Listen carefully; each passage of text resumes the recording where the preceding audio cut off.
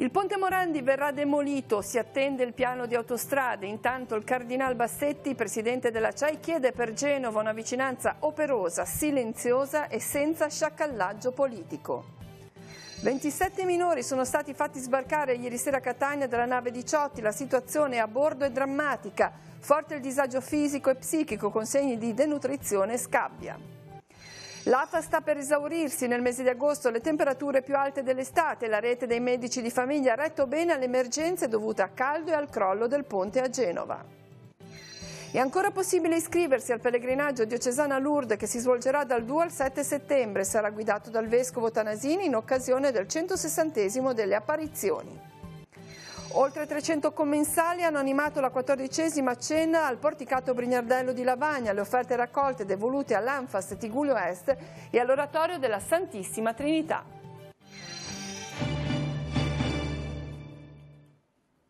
Buongiorno a tutti, ben arrivati al TG13. In apertura torniamo ad occuparci del ponte Morandi a Genova. Dopo il dramma del crollo del viadotto, il tempo della vicinanza. Lo scrive oggi il cardinale arcivescovo di Perugia, città del Pieve, Gualtiero Bassetti, presidente della CEI. E intanto si conferma l'ipotesi di demolizione di quel che resta del ponte Morandi, anche se al momento non sono ancora stati decisi i tempi e le modalità. Il punto nel primo servizio di Andrea Capitani. L'abbattimento di quel ponte è un'opera di ingegneria che equivale quasi alla sua ricostruzione, forse per delicatezza più difficile della sua ricostruzione. Quel che resta del ponte Morandi verrà demolito. Restano da capire i modi e i tempi e nei prossimi giorni sarà la società Autostrade a fornire i possibili piani per un'operazione molto delicata ma necessaria per avviare le fasi della ricostruzione. Sono ancora poche le certezze che Regione e Comune di Genova hanno in mano nella complicata gestione dell'emergenza conseguente al crollo del ponte Morandi. Aspettiamo il piano definitivo anche perché anche nel caso in cui si proceda, e non è detto che questo avvenga, a la demolizione con implosione controllata attraverso esplosivo, è evidente che ci sono varie modalità per farlo, varie modalità per suddividere questo intervento in più fasce, farlo insieme. La variabile tempo, la variabile impatto sull'area sottostante sono collegate con molte altre variabili. Mentre continuano gli accertamenti sulle pile del ponte ancora in piedi e i risultati parlano di uno stato di degrado ancora più grave di quella crollata e si avviano i lavori per una viabilità alternativa che possa alleggerire il traffico nella zona della foce della Val Polcevera, continua la messa a disposizione di alloggi per le famiglie sfollate. E in riferimento al tempo della vicinanza con le famiglie delle vittime, con gli sfollati che hanno perso casa e gli affetti, con l'intera città di Genova richiamato dall'arcivescovo di Genova Bagnasco, arriva il monito del presidente CEI, il cardinale Gualtiero Bassetti, che chiede oggi sulle pagine dell'Osservatore Romano una vicinanza fattiva, operosa, intima, silenziosa e non rabbiosa, senza fomentare odi ideologici, senza atti di sciacallaggio politico e desideri di vendette. L'arcivescovo di Perugia, città della Pieve, invita anche a ricostruire ciò che è distrutto, ma anche a ricucire ciò che è sfilacciato, pacificare ciò che è nella discordia e ripensare l'Italia e in qualche misura rifarla. Per Bassetti servono una responsabilità condivisa e un impegno civile costante e duraturo nei confronti di un paese stupendo, ma estremamente fragile nel suo tessuto urbanistico, territoriale e anche quello sociale. E intanto è attiva la Caritas di Genova per portare aiuto alle persone che abbiano subito danni dal crollo del ponte. Vediamo sul nostro sito internet tutte le modalità per poter contribuire, far pervenire offerte a favore delle persone e delle famiglie colpite. Vedete c'è un numero di IBAN intestato dall'Arcidiocesi di Genova, Caritas Diocesana, Banca Carige, sede di Genova, con la causale emergenza sfollati Ponte Morandi. Restano in prima linea i centri di ascolto vicariali di Certosa, Cornigliano, San Pier d'Arena, la cui attività sarà potenziata nei prossimi giorni. In modo particolare viene confermato l'operato della conferenza San Vincenzo nella parrocchia di San Giovanni Bosco e di San Gaetano a San Pier d'Arena, dove avviene la raccolta dei beni per le famiglie sfollate, in accordo con il municipio di San Pier d'Arena. Nell'immediato Caritas supporterà lo smistamento delle offerte di beni materiali che giungeranno via mail, impegnandosi nel rispondere concretamente a queste disponibilità. Saranno supportati autorizzate inoltre le associazioni cattoliche che si renderanno disponibili per attività di animazione rivolte a bambini, adolescenti, anziane, persone fragili o altre forme di aiuto.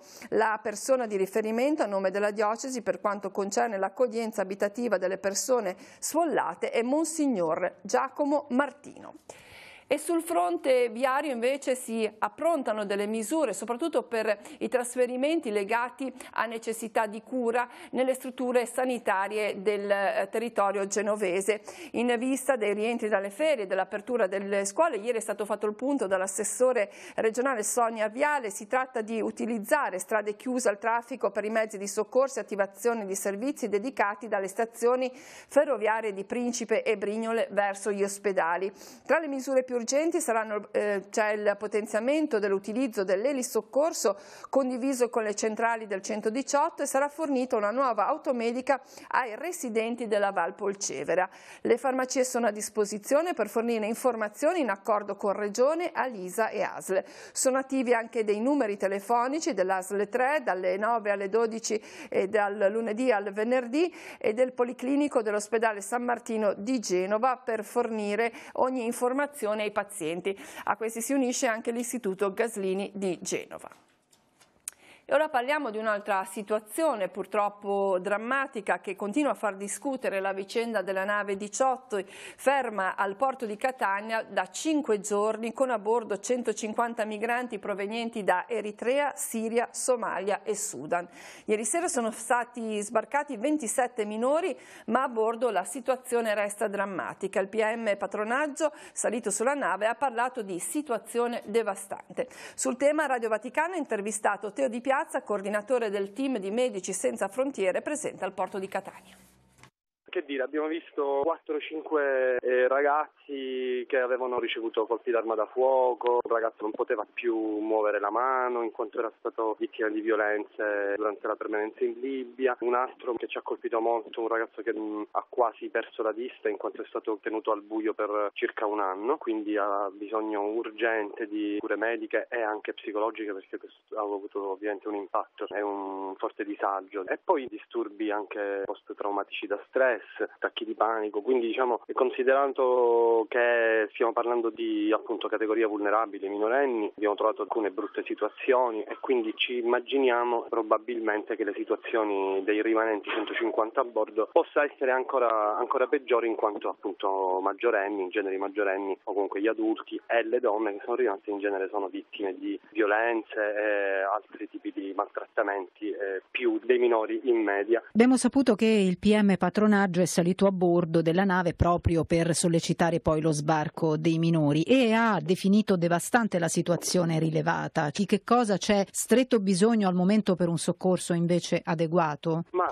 questo insomma è quello che cerchiamo di dire ormai da qualche giorno. In realtà l'hanno anche riportato i ragazzini che sono sbarcati ieri sera, molto preoccupati di coloro che rimanevano a bordo, in quanto ovviamente non essendo la nave attrezzata ma non hanno le possibilità di lavarsi o di raggiungere un livello di igiene adeguato, infatti ci sono casi di scabbia e altro tipo di problematiche legate alla mancanza di igiene, ma ci sono problemi anche di nutrizione perché nonostante ovviamente il cibo venga fornito anche da terra sulla nave, però ovviamente il livello di nutrizione da quello che riportavano ieri i minorenni e si vedeva evidentemente anche su di loro, alcuni di loro erano veramente magri, molto denutriti si vedeva e anche a bordo hanno bisogno assolutamente di una nutrizione migliore, di igiene, di potersi lavare, potersi riposare, quindi è inaudito che continuino a stare lì sulla nave. Veniamo ora alla cronaca locale. Tenuto sotto controllo l'area interessata nei giorni scorsi dall'incendio divampato in località San Bernardino a Sestri Levante. Dopo una minima ripresa nel pomeriggio di ieri, questa mattina c'è stato il sopralluogo dei vigili del fuoco, mentre per tutto il giorno resterà sul posto una squadra dei VAB della Val Petronio. L'incendio ha interessato una pineta di circa mezzo ettaro. E ora veniamo all'evoluzione meteorologica perché proprio in questi minuti l'ARPAL della Regione Liguria ha emesso emesso uno stato di allerta di colore giallo che entrerà in vigore a partire dalle 20 di questa sera e sino alla mezzanotte di domani per tutti i bacini piccoli e medi della Liguria, ad eccezione del ponente ligure.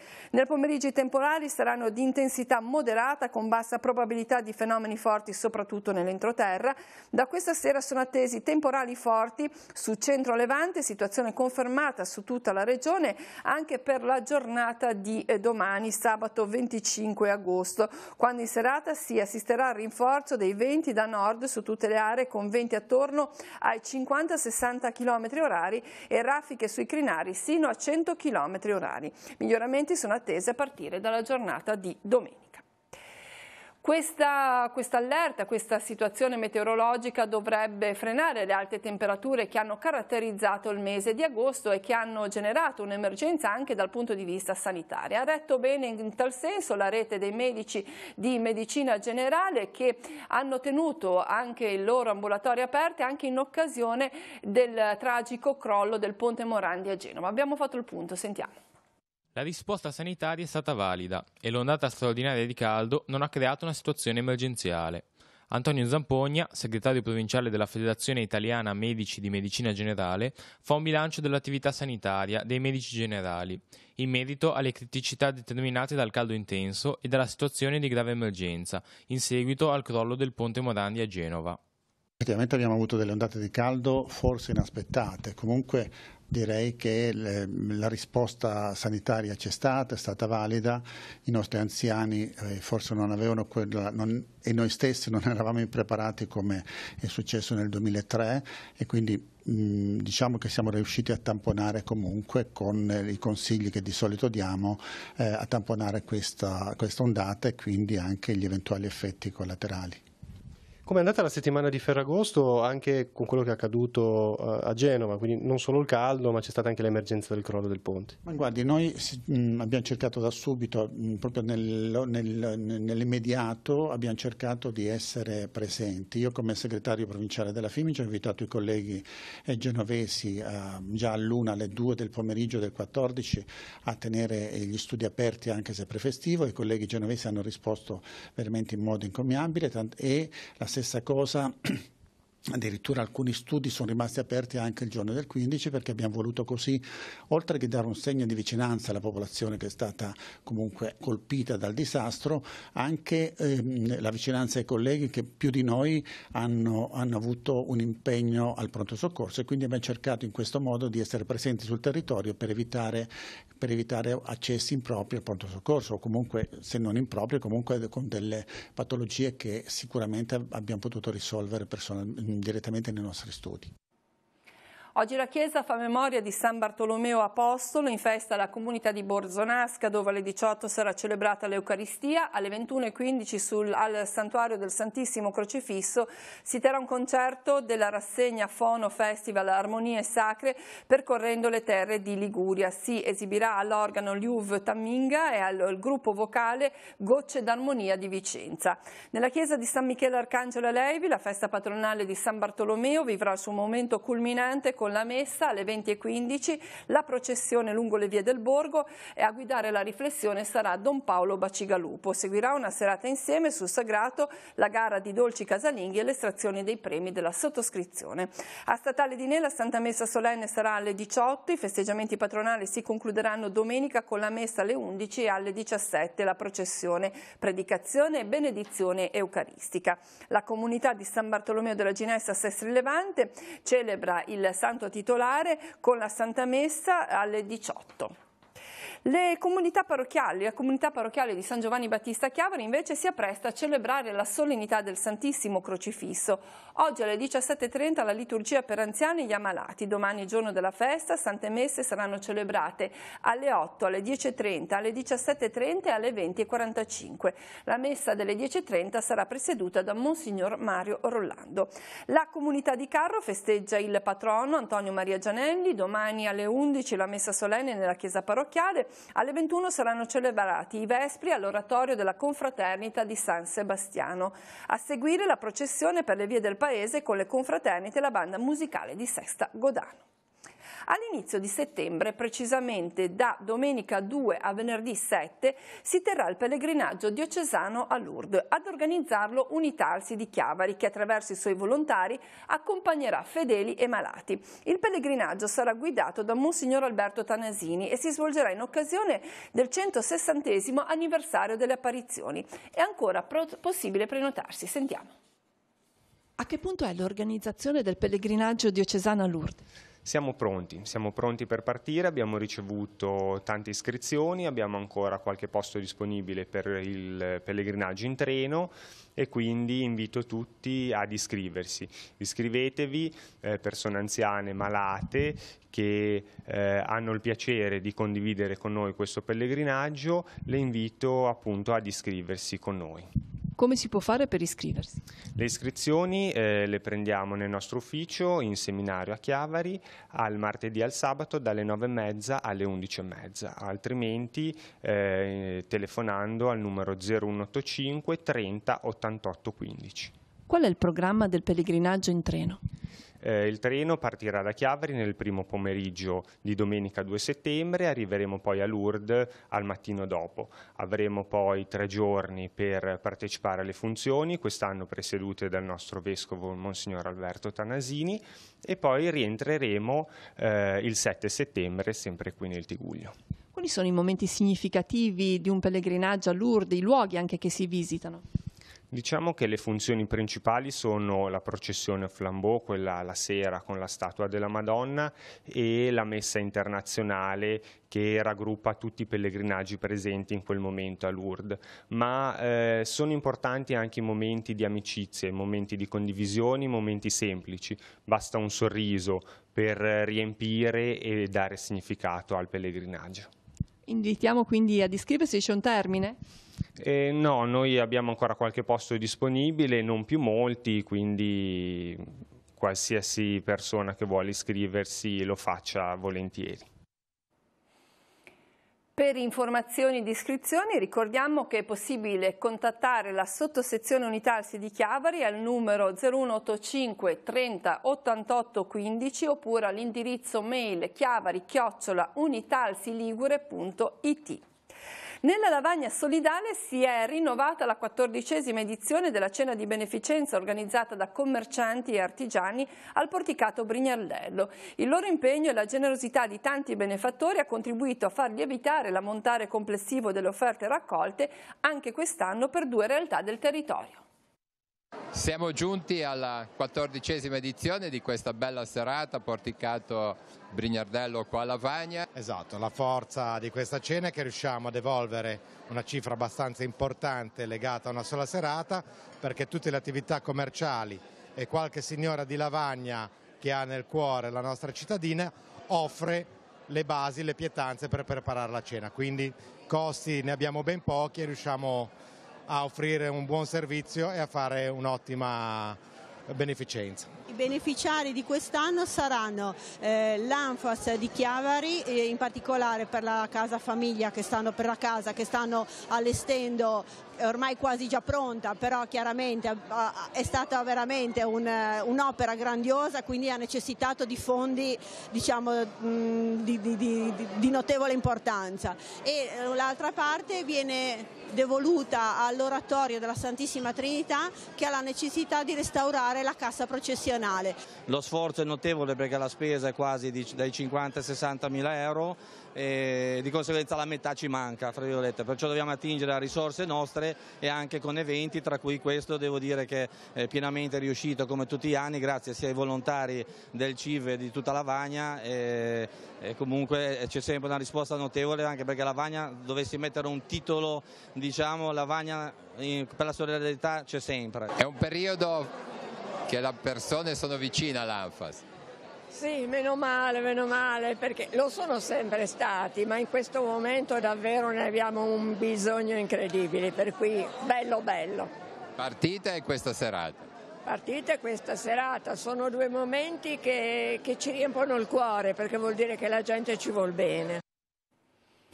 E come anticipato nel servizio, questa sera i riflettori della solidarietà si spostano a Chiavari, allo stadio comunale, dove andrà in scena la partita Un sorriso per l'Anfas, amichevole tra ex calciatori, cantanti, attori, amministratori locali e regionali, parlamentari, sacerdoti e giovani. Alle 20:30 il fischio d'inizio, le offerte raccolte saranno devolute all'Anfas Tigullio Est per il completamento della struttura residenziale nei locali del santuario di Sant'Antonio e per l'emergenza venutasi a creare a Genova a seguito del crollo del ponte Morandi. È ancora possibile partecipare, la serata sarà trasmessa in diretta su Telepace 1 al canale 15 e al canale 515. La commedia in dialetto genovese Che veut un po' de fantasia sarà portata in scena questa sera dai Senza Pretese nello spazio incontri della Biblioteca Amare di Riva Trigosa Sestri Levante. Durante la serata, che inizierà alle 21, saranno raccolte offerte per la Fondazione Malattie Renali del Bambino dell'Istituto Giannina Gaslini di Genova. Alla serata parteciperà il primario dell'unità nefrologia, dialisi e trapianto, nonché capo dipartimento di scienze pediatriche del Gaslini, Gianmarco Ghiggeri. Ora sfogliamo le pagine dei quotidiani, poi ci ritroviamo con tutti gli ultimi aggiornamenti. Prima pagina di Avvenire sulla pelle degli ostaggi, profughi. Salvini e Di Maio sfidano l'Unione Europea, senza svolte non pagheremo i 20 miliardi. Il ministro dell'Interno non cede sulla nave di Ciotti, ferma a Catania con 150 profughi. Pressing dall'ONU e dalle opposizioni, forte proteste al porto. Il governo, l'Europa oggi decida. 2 anni fa il terremoto in Italia centrale con 300 morti, sisma 2000 cantieri, ma la strada è lunga. E poi il caso Ilva, la trappola della gara viziata ma non annullabile, polemica su Di Maio, Moody's intanto taglia le stime e lo spread va su. A Genova adesso monta la rabbia, fateci riprendere le nostre vite, le richieste degli abitanti del quartiere di Certosa al comune, altro che concessione, vogliamo rientrare nelle nostre case. E abbattimento, il piano in 5 giorni, l'annuncio di Toti dopo il vertice con Autostrade, resta il rebus degli indagati. Tema che ritroviamo sul Secolo XIX nella prima pagina, allarme nuovi crolli, corsa contro il tempo per la demolizione, piano entro 5 giorni, imprese danneggiate, il bando risarcimenti. Gli sfollati non ci fidiamo più, d'ora in poi le garanzie per iscritto. Migranti, 18 ancora bloccate, Di Maio lo scontro con l'Unione Europea, decida subito o stop ai contributi. E poi commissione d'inchiesta per il crollo del ponte di Genova, Toninelli si dura al capo, revoca per Ferrazza e Brencic lascia. Nelle pagine del Levante, quando l'acciaio manda in pensione il calcestruzzo degli anni 60, viaggio nell'entroterra dove tutti i nuovi ponti sono metallici, sostituite le strutture crollate, altre sono sotto osservazione. Ospitiamo gratis nei nostri stabilimenti i vigili del fuoco eroi, il grazie dei gestori, l'iniziativa dei balneari di Sestri Levante e Riva Trigoso dal 27 offriranno ombrellone, lettino e pranzo. E infine si gioca la partita del sorriso, in campo scende anche Cassano, questa sera allo Stadio Comunale di Chiavari, una partita per raccogliere fondi a favore dell'Anfas e delle famiglie sfollate di Genova. Andiamo ora in redazione per le ultime notizie, per noi Andrea Capitani.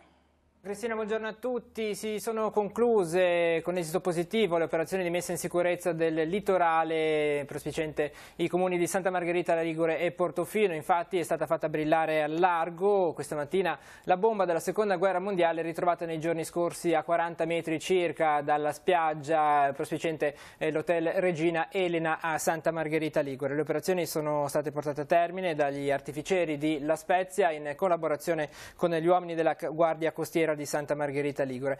Durante le operazioni è stato necessario chiudere per una ventina di minuti la provinciale 227 che è rimasta chiusa al traffico dalle 10 alle 10:20, dopodiché è stata riaperta. L'ordigno, come detto, è stato trasportato al largo ed è stato fatto brillare, quindi è esploso, quindi si è confermata la sua pericolosità. Si trattava di un ordigno bellico della Seconda Guerra Mondiale del peso di circa 50 kg che si trovava a 6-7 metri di profondità ed è stato scoperto nei giorni scorsi da un sub. Tutto quindi è ritornato nella normalità, le spiagge sono nuovamente accessibili per i bagnanti di Santa Margherita Ligure.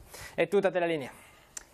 Bene, grazie. Abbiamo ancora un'informazione di servizio che riguarda Chiavari, dove lunedì sarà sospesa l'erogazione idrica dalle 14 alle 17:30. La misura è adottata da Irene Acqua Trigulio per lavori di sostituzione delle valvole di intercettazione sulle tubazioni distributrici di via Millo.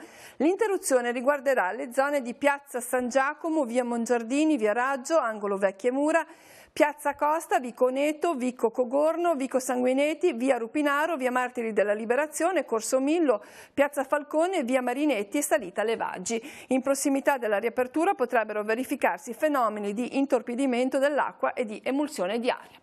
È tutto per quanto riguarda questa edizione del TG13. L'informazione torna questa sera alle 19:15. Alle 20:30 vi ricordo, in diretta dallo Stadio Comunale di Chiavari, la partita Un sorriso per l'Anfas, in campo due squadre per la solidarietà a sostegno dell'Anfas Tigullio Est e delle famiglie genovesi colpite dal tragico crollo del viadotto autostradale. Grazie per l'attenzione e buon proseguimento di giornata.